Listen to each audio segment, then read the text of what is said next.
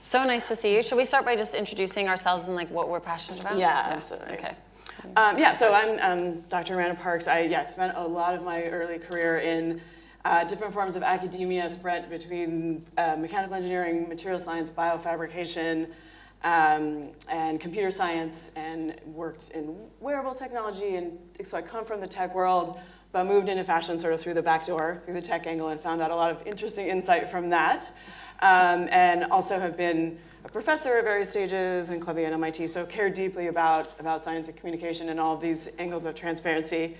And for a little while, I ran a fashion tech incubator space in New York, and then kind of came to my team now with Pangaea actually through a financial place where we started an investment fund because I was watching the broken models of Silicon Valley not fund fundamental research, breakthrough science, and was getting extremely frustrated. So flip sides to do scientific due diligence. And then our company, our fashion brand, which is Pangaea, which is a material science brand, but we're focused on apparel and lifestyle products.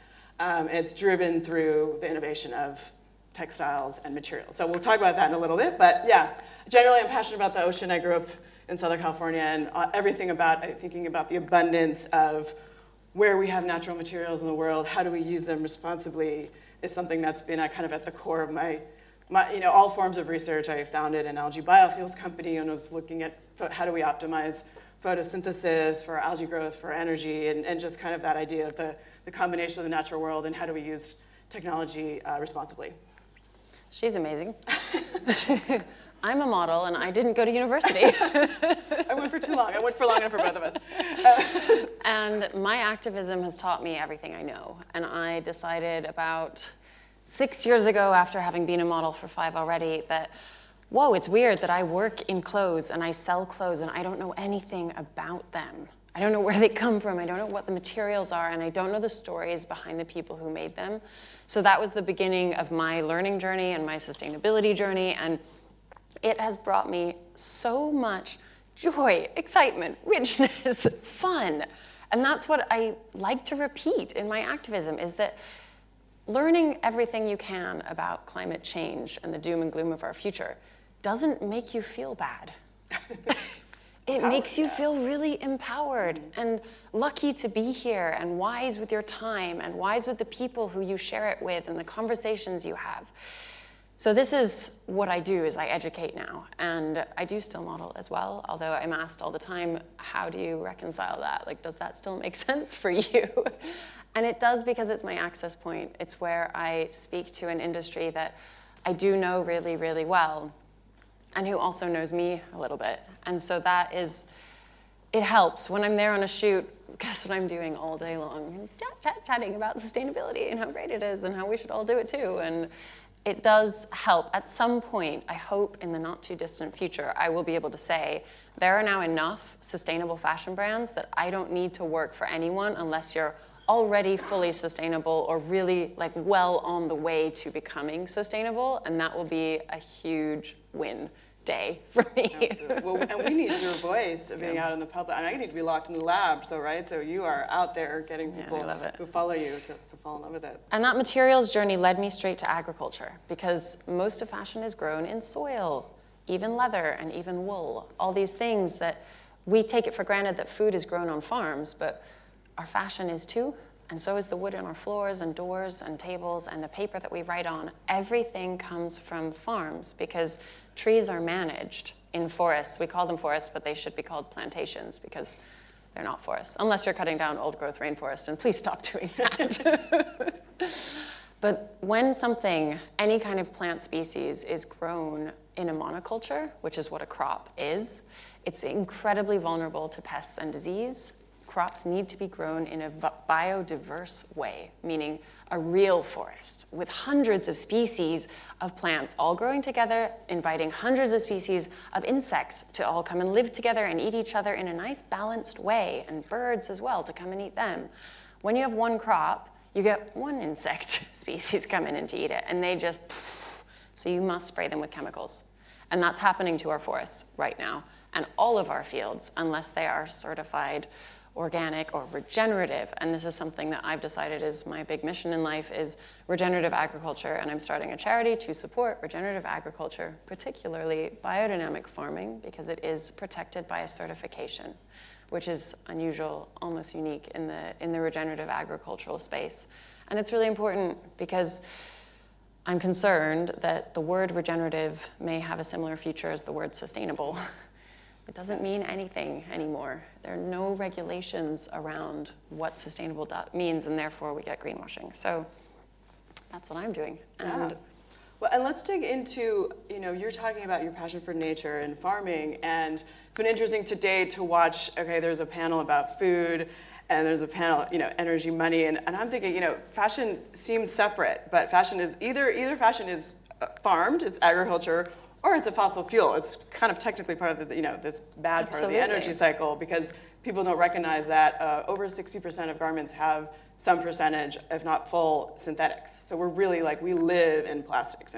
And part of our goal as Pangaea is to rid the entire fashion supply chain of fossil fuels, both from a material perspective and from an energy perspective. But I've identified our material philosophy as what I call high-tech naturalism, which is taking where there is abundance in nature, so things like agricultural waste, right? And there's lots of parts of the plants, so not just growing different plants, which is of course super important, but also parts of the plants that are not being used. So if we have a sort of the biocycle, or biomass is in the center, and we have food, agriculture, materials, energy, and everything moves in between these biostates, and there's different parts of each plant, cellulose versus protein versus lipids, which we can use in different ways. One part for fiber, one part for food, one part for energy. This is how sort of the natural cycle works. But what we do is take these places where there's an abundance in nature and then use the cutting edge of science, biotech, sustainable chemistry, all these new materials to actually infuse it and optimize it. And so, for example, our first patented material release was called Flower Down. And this is taken from a very specific part of a waste wildflower, which was highly researched, and these things take time. And then that's infused with a biopolymer, which is also agricultural based, and a cellulosic aerogel. Now, aerogel is one of the most advanced materials on Earth, and part of the patent is that we figured out how to make it from literally waste, like paper product. It's a kind of, and so that and what the aerogel does is it both kind of creates a greater thermal potential for the material and allows it to last, and it's sort of adds the biopolymer adds structural integrity. So all of these things is still a compostable formula, but it replaces both goose down, which has terrible problems environmentally, as well as all vegan fills, which are really just polyester and go back to being fossil fuel. So it's the only option that's in this space. It's entirely plant-based thermal. So this is a model for what we're trying to do. And so to say, something in the lab, like the questions that was about all the additives, I was fully hearing that, but there's ways to have, quote, natural processes that are just accelerated or augmented in a lab. Like some biofabrication processes, you have to be really careful about what feedstocks you're using, but the feedstock is actually waste as well, and everything is a super responsible supply chain, but there are these ways if we do the careful science. So that's yeah. I would love to see a fashion industry where we had in the life cycle of the garment an intention that garment was going to be nutrition at the end of its life. How cool would that be? Because they can be compost, soil. Yeah, no, new cycle begins. That's absolutely what we're doing. I mean, I just got the report back from some compostability studies, and I was so distracted because it was super fascinating. My favorite part of my job. But the idea of planning end of life from the very beginning, and knowing which conditions, and maybe it's not going to end up in the perfect place. We do not have that infrastructure control yet. That's the big sort of government piece that we need in an infrastructure place. But it's I call the do no harm philosophy. So if you have something cellulosic like a cotton that doesn't have also secret terrible things like chlorofluorocarbons in the sense of waterproofing, you'd be so surprised how many things are waterproof that don't need to be. It's crazy. But this cotton, if it just ends up literally sitting in the forest, it won't do any damage if it starts to break down, right? It might not break down quickly enough, and we don't want to, optimize it that way. But, the issue with microplastics, another one of my pet peeves is I'm not opposed to recycling. We absolutely should be taking, all of the ocean plastic that we've, created and made a giant mess. we should be reclaiming that, but putting it into fibers is the worst possible use for it. Because you're breaking it down into something that's thin, that's already not as, it's not as durable as a virgin fossil fuel fiber would be. And you're literally putting it into a high wash item that is somewhat disposable. I mean, clothing has a much shorter life cycle generally than something like put it in a construction material, bury it in the insulation of a building. Yeah. You're literally sinking the carbon back in the earth. Yeah. That's what we want to be doing. So this idea of ocean plastic going into swimwear is like a scientific disaster. So that's just not the kind of circular economy we want. No, exactly. Oh, great. We broke it down into microplastics. And put it back in the ocean. Yeah. But in smaller pieces. Right. So this idea. So we're trying to leapfrog. We recognize recycling is important, but as a company, we're trying to leapfrog back into the biocycle, to kind of put everything into a place where it can be in this fully regenerative system. So how is your whole business model and structure different from everyone else's? Yeah, no, that's a really good question, because I know the whole greenwashing. So first of all, we came together through actually being, and the founding team was all in this investment company together, and not all of us, but we were actively looking. I spent 2 years basically traveling the world, going to visiting startups and labs, and really mapping the landscape very, very. So we have that background, and also seeing everything that was broken, which is even just as important. And one of the other things is that we were also watching. I know I had been starting companies and working with a lot of startups, and seeing how broken the communication was between any sort of startup that had a technical or scientific founder, and then big fashion companies. They just don't even speak the same language, right? So, I mean, there's difference of scale, priorities, just everything about it. And the other thing that was really interesting to me when I moved from kind of tech into fashion was I was used to working at companies like Google and Intel, which are, planning 10 years out. They are creating the products, the hardware, the software that defines the industry, right? They're guiding, owning the means of their own production for their own future. And fashion companies were not doing that. Very rarely do they have any internal R&D. It's incredibly random how new textiles make it into the market. I mean, really the biggest breakthrough we've had still goes back to Carruthers in the 30s, from DuPont to, the kind of nylon breakthrough. And so this, things are coming from the Department of Defense. It's really arbitrary. And there's some from DuPont, from other materials. So this idea of saying we could actually start to do the internal research, own it, and design these materials specifically for apparel, don't over-design them. One of the things that we've fundamentally invested in, and so I'll finish explaining our business model. So we're looking at basically how do we actually become like a bridge builder. And so part of what we do is when we're looking at the best stuff that's out there already. So we have released stuff, already. Yeah, we have this proprietary flower down. We have seaweed fiber. We do also use different forms of cotton, organic, regenerative, all those things. It's all blends, and we have a million things in the pipeline.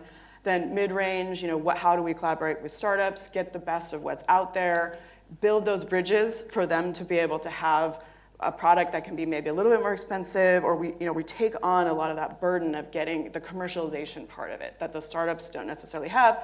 Plus we have a strong brand online, which drives sales and everything about e-commerce. And then, on the back end, we also have established a B2B part of our business. And the other thing that was also always so shocking to me about fashion companies wanted to have exclusivity with the startup, because that would be sort of their market, this is what they could claim, but that kills the startup if they can't have a bigger market to expand into.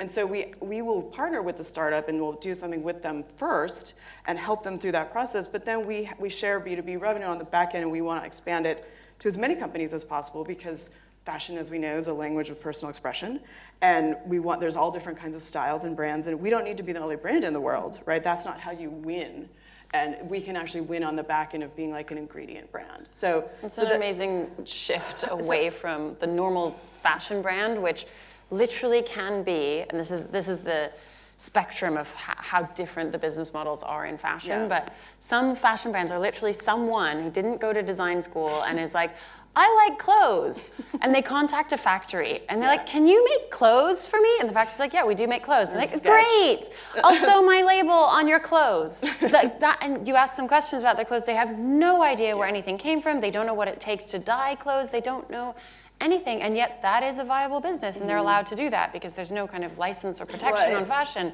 You've done the opposite thing where you're like, actually, we know everything, we do it all ourselves. It's kind of... Or we're not trying to do everything. The point is that we're like, this is the best science out there. We absolutely going to partner with people, and we want to bring them in. We're not trying to hide that. Like, for example, we recently just launched a collaboration with a company called Air Inc., which is a small startup in India, happens to be a friend of mine from MIT, grad student friend, so trust is there already. And they're pulling pollution literally out of the air. They're collecting it from factory machines, the black soot, which is a huge problem in India. He had done this research, we were in the lab together at MIT, and basically you can clean it, characterize it and clean it to pull out the toxins, but you know what's there? Perfect carbon black. It's like the deepest perfect black, and usually for dyes, you have to use the most toxins to get black. So it's like, oh wait, here's where nature is showing us black from soot, right? So take out the the toxin and then put it into this formulation that's also sustainable, et cetera. So he won the Time Innovation Prize of the Year in 2019. Guess what? He can't. There's some the last part of actually getting it commercial, so hard. Fashion brands are coming to him. There's some small thing, this and that. He just doesn't trust them. He can't get there. And we finally got it into the product. And I think the hardest part about the whole thing was the EU regulation, because we figured out, oh my God, it looks like we don't have the right product category. It looks like we're trying to import Indian pollution into the EU, like from the outside, right? So we had to break it down to the molecular. So we have two, scientists saying, okay, how are we going to define this molecularly, like from a compound base, to get it through the EU. So those are those things where the regulations need to catch up, right? Like we have a new material, like let's identify it. We have 2 minutes left. Let's just talk about that. Yeah. But let's talk about that because the regulations is, from my point of view as a free radical activist, I'm like, this is the most important thing. We need our governments and municipalities to, first of all, start composting, please. Don't invest, or before you invest hundreds of millions of dollars into recycling something with loads of energy and probably chemical baths as well. Please, will you just make a composting infrastructure? Just pick up food waste so that all the innovators who are making biodegradable clothing and plastics, their innovations don't just go into landfill where they're completely useless and are turning back into methane, which is what we were trying to avoid in the first place. But it's just, that's one simple regulatory thing that is crazy that it hasn't happened yet. Yeah, and then at the other end is the sort of cutting edge where we're having to design our own tests for our new materials and then try to implement. So we now have a new partnership with a testing company that does the so I think this is not different from, say, for example, early internet regulations where we don't want to end up in the place, like the Napster place where we did something that then becomes illegal, right? You want to push the regulation along with the people who are doing the new innovation actually are making the policy and the law. And I think that we're kind of learning from that in a way. It's also, it's everything that with environmental toxins. I think my other pet peeve about the regulation is everything is kind of labeled about being safe for your body and skin. That's all great, but none of it, there's no systems in place that are really about longer term environmental impact. The certification of Ecotechs actually is only about being safe for the body. It has absolutely nothing to do with what happens to material out in the world. So, Ecotechs is so misunderstood because it looks a bit like it's a certification on the whole garment and the whole process, and it's really not at all. It's just says that there are kind of fewer toxic chemicals in that dye. Okay. But I think if we have a fundamental business shift and there's a motivation to make we've shown that we can be profitable by doing this. And we also have a whole impact department. We have a philanthropy angle, right? This is our new collaboration with Takashi Murakami. He made this bee character for us that is about our Bee the Change Fund, which is about pollination and all of the crops that that we need for the biodiversity of our actual product, and so this idea that there's a hugely responsible, lucrative business model sitting there if we kind of take some of the things that we know about how tech works and combine them with fashion, and also the changing audience. I think that was interesting. The conversation about younger generation. We've had a massive year of growth. We were making sustainable sweatsuits, so work from home gear, was big this year. But even just this idea, we do see in the consumers. And we do a lot of science education, communication. There's a glossary on our website. What's Fashion Brand has a glossary that defines, carbon nanotubes, biofabrication, these kinds of things that are very clear to me. And we're doing a lot more in that space to build a kind of media library around this true transparency, which I think speaks for itself. At least I want it to. And you speak really well for it too. So to finish up, I just want to invite everyone. Find your inner activist. We all have one. I was the shyest child. I never imagined that I would do public speaking and actually enjoy it. Never. But I do, and I love it. I was the nerd in the lab, you know. Yeah. And like what I said at the beginning, it makes you feel good. And our world won't change until we change it for it. So be an activist. In a small way, a big way, find whatever way works for you, but you can do it. Great. Thanks for having us. Thank you. Thanks, Amanda.